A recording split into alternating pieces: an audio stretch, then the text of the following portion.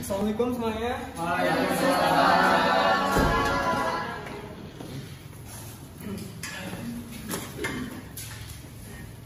Ya, selamat pagi anak-anak. Gimana kabarnya hari ini? Sudah pernah makan semuanya? Sudah. Siapa yang belum? Oke, yang belum nanti setelah pembelajaran ikut bapak kita makan bareng di kantin ya. Jadi ketua kelasnya siapa di sini? Oke, silakan Hafiz sebelum kita mulai pembelajaran, silakan dipimpin ya, baca doa. Semua siap? Sebelum memulai pembelajaran kita pada siang hari ini, marilah kita berdoa menurut agama dan kepercayaan masing-masing. Berdoa mulai. Doa selesai. Ucapkan salam. Assalamualaikum warahmatullahi wabarakatuh. Waalaikumsalam warahmatullahi wabarakatuh. Terima kasih kepada Hafiz sudah memberi doanya. Jadi sebelum kita mulai pembelajaran, karena kita ini di sini belajar mata pelajaran PPKN, alangkah baiknya kita menyanyikan lagu Indonesia Raya terlebih dahulu untuk meningkatkan semangat kita. Baik, salah satu bisa memimpin jadi dirijen. Saya Pak.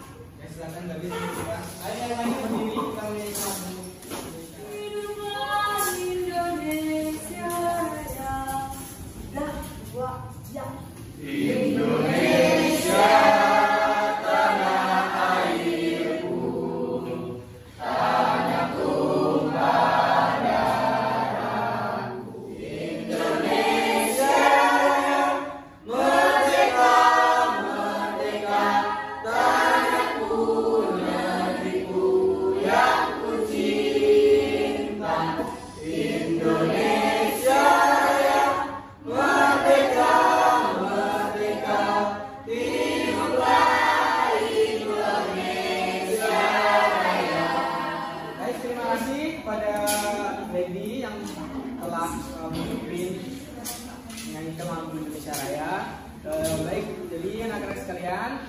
Langsung saja kita masuk ke materi pembelajaran. Nah, di pertemuan sebelumnya itu kan kita telah bersama-sama membahas tentang substansi hak dan kewajiban warga negara. Nah, sebelumnya itu apakah ada yang masih ingat apa materi kita minggu lalu?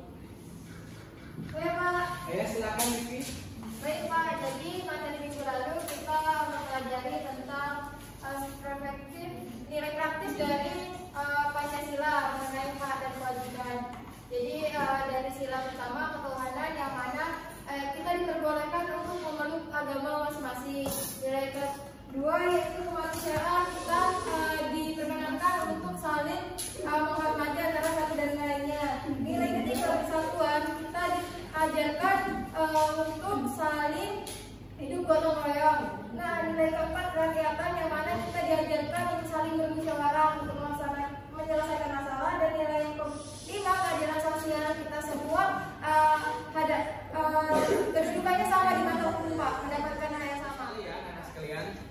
Jadi sebelumnya itu kan kita telah bersama-sama membahas tentang apa itu sih nilai praktis hak dan kewajiban kita sebagai warga negara. Jadi seperti yang sudah dijelaskan tadi, nilai praktis itu sama aja nilai yang ada dalam kehidupan kita sehari-hari yang sering kali kita jalankan ya. Yang tentunya itu semua itu sudah terdapat atau tertera dalam 5 sila di Pancasila. Nah, di pertemuan ini selanjutnya itu kita akan membahas mengenai kasus-kasus pelanggaran hak dan pengingkaran kewajiban warga. Nah, jadi yang akan kita bahas pada pertemuan kali ini yaitu mengenai kasus-kasus pelanggaran hak dan pengingkaran kewajiban warga negara. Nah, apa saja sih yang akan kita bahas? Yang pertama itu mengenai penyebab terjadinya pelanggaran hak dan pengingkaran kewajiban warga negara. Apa saja penyebabnya? Nah, penyebab pertama terjadinya pelanggaran hak maupun pengingkaran warga negara itu yang pertama adanya sikap egois atau terlalu mementingkan diri sendiri. Jadi seperti yang kita tahu di Indonesia ini dengan keberagaman yang ada dan tentunya dari keberagaman itu pasti mempunyai karakter masing-masing ya, karakter individualis, apalagi itu ternyata masih sangat banyak sekali dimiliki oleh warga negara kita. Jadi dari sifat yang mereka miliki itu, karakter yang kurang baik dan contoh individualis, membuat mereka terkadang secara sadar atau tidak sadar melakukan pelanggaran baik pelanggaran hak maupun peningkaran kewajiban. Kemudian ketidaktegasan aparat penegak hukum. Nah, meskipun di negara kita itu sudah banyak lembaga-lembaga hukum yang ada yang berguna untuk mengayomi masyarakat dan menegakkan hukum, ternyata masih terdapat juga aparat-aparat hukum yang kurang tegas dalam menindak pelanggaran. Dan selanjutnya itu garis besar yang akan kita pelajari itu mengenai kasus pelanggaran hak dan kasus pengingkaran kewajiban. Nah, seperti yang sudah Bapak jelaskan tadi, itu kan sudah ada beberapa contoh kasus pelanggaran hak dan kasus pengingkaran kewajiban. Nah, kemudian di sini sebelumnya itu kan di pertemuan sebelumnya Bapak sudah membagi kalian menjadi 4 kelompok. Nah, di pertemuan kali ini Bapak akan memberikan kalian tugas. Bisa dilihat semua gambarnya? Bisa. Gambar pertama ini apa kira-kira? Belajar. Oh, kegiatan belajar. Selanjutnya yang kedua tuh sebelah sana di. Yang sebelah sini? Sendiri. Yang selanjutnya terakhir? Baik. Nah, jadi tugas yang akan Bapak berikan yaitu masing-masing kelompok coba kalian cari kasus pelanggaran apa saja yang terjadi pada gambar ini. Apakah itu pelanggaran hak ataupun pengingkaran kewajiban. Serta jangan lupa berikan contohnya. Baik, silakan perwakilan kelompok untuk mengambil lembar tugas. Baik, di situ sudah Bapak berikan lembar tugas berupa gambar yang tertera pada PowerPoint. Sekaligus Bapak berikan bagian kosong di bawah untuk menjawab dari tugas. Untuk waktu pengerjaan tugasnya Bapak berikan waktu selama 15 menit. Nah, boleh dimulai dari sekarang untuk pengerjaan tugasnya. Perhatian semuanya. Nah, jadi untuk membantu pengerjaan tugas kalian, di sini Bapak ada buku referensi untuk membantu kalian mencari sumber-sumber. Perhatian semuanya, waktunya sudah habis. Silakan dimulai dari kelompok 1, perwakilannya untuk menyampaikan hasil. Silakan di depan sini. Kelompok 1 dapat gambar yang mana? Oh, yang ini ya. Silakan jelaskan. Di sini saya akan menjelaskan contoh kasus pelanggaran hak pada gambar 1, yaitu kasus pelanggaran hak anak di sekolah. Kasus pelanggaran hak anak di sekolah yaitu kurangnya sarana dan prasarana atau fasilitas untuk bisa dapat belajar dengan baik.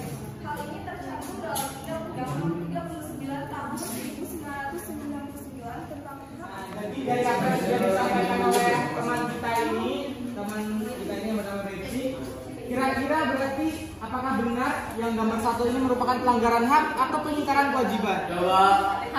Hak, Pak. Pelanggaran hak. Pelanggaran hak. Seharusnya negara memberikan fasilitas yang lebih baik dalam pendidikan, Pak. Nah, betul sekali Hafiz. Nah, jadi seperti yang sudah dijelaskan Beci dan ditegaskan oleh Hafiz, jadi gambar pertama ini merupakan contoh pelanggaran hak warga negara. Baik, terima kasih kepada saudara-saudara dari Beci. Silakan beri tepuk tangan.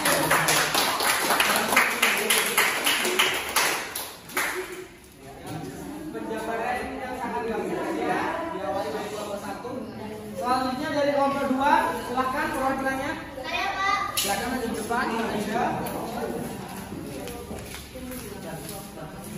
Boleh jelaskan langsung, Aida mengambil gambar yang mana? Gambar yang kedua, Pak.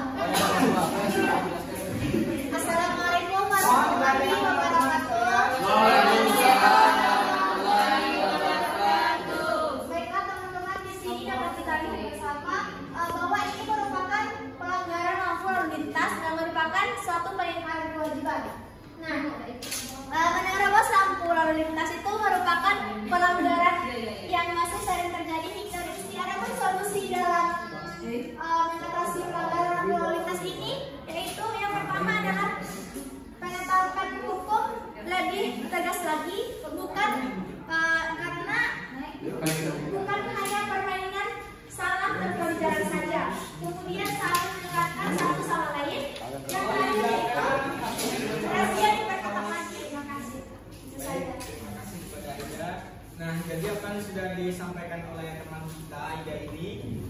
apakah benar itu termasuk dari pelanggaran hak atau peningkaran kewajiban warga negara? Peningkaran kewajiban ya. Kenapa seperti itu? Ada yang bisa dijelaskan?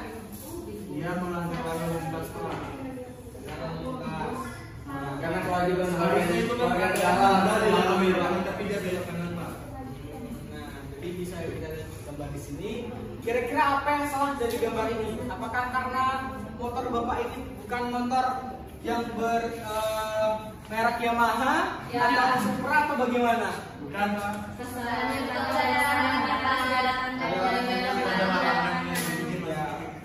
Karena di sini sudah kita lihat terdapat rambu dilarang belok atau putar balik.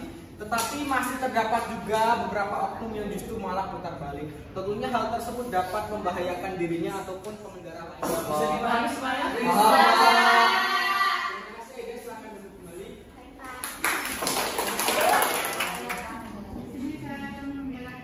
Gambar mana sendiri ya?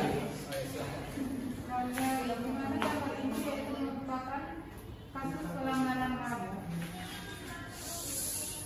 Di mana berdasarkan pada pasal 4 dan pasal 2 ayat 1 Undang-Undang Dasar Nomor 39 Tahun 1990. Adapun upaya yang dilakukan untuk pencegahan dan penanggulangan tindak hakim sendiri, yaitu membangun kewibawaan dan kepastian hukum yang memenuhi rasa keadilan. Ya, sekarang kita masuk ke kelompok terakhir yaitu kelompok 4. Coba kelompok 4 ya Pak. Ya silakan langsung aja Dimas. Ini perwakilan dari kelompok 4 mengambil materi contoh masalah tentang ini, yaitu kerusakan fasilitas umum. Ini merupakan salah satu pengingkaran kewajiban. Kita selaku warga negara tidak boleh merusak fasilitas yang ada di ini, agar mereka dapat efek jerah dia sudah melakukannya, dan juga adanya penanaman moral terhadap masyarakat. Itu saja Pak. Apa tadi pelanggaran Peningkaran kewajiban. Kira-kira gimana? Apakah benar peningkaran kewajiban? Benar seperti itu.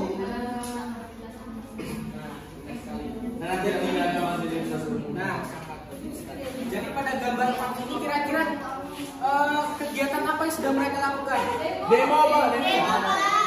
Nah, sekarang Bapak tanya, Ya sih. walaupun di situ mereka melakukan peningkaran kewajiban, apakah di situ terdapat hak mereka? Dapat. Ada makanya mereka melakukan demo. Berarti Apa ada yang hak mereka? aspirasi mereka.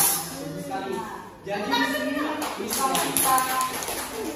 bisa kita lihat ini merupakan contoh suatu bentuk penerapan hak yang baik, namun dengan cara yang salah.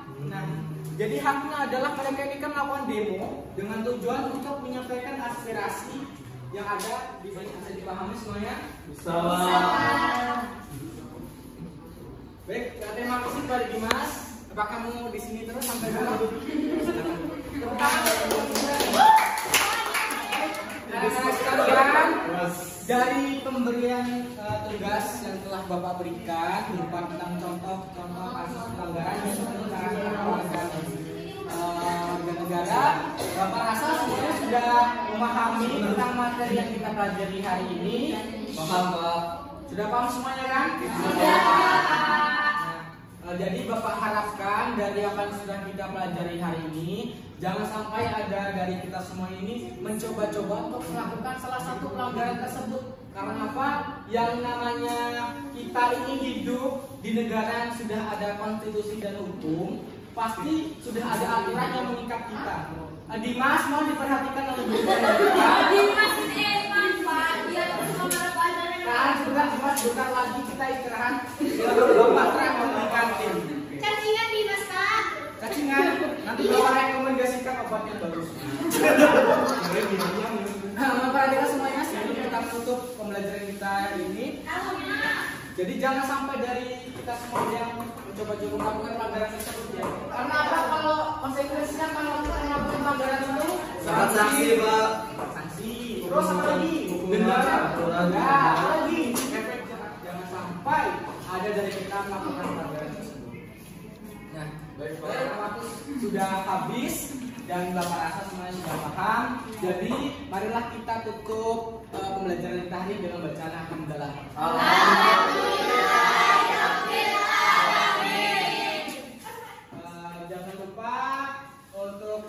mengingat dan memahami materi yang sudah Bapak sampaikan. Kemudian untuk diingat baik-baik agar tidak melakukan kasus apa. Bapak tutup pembelajaran kita pada hari ini dengan bacaan alhamdulillah. Bapak akhiri, wabillahi taufiq wal hidayah. Wassalamualaikum warahmatullahi wabarakatuh. Waalaikumsalam warahmatullahi wabarakatuh. Terima kasih, Pak.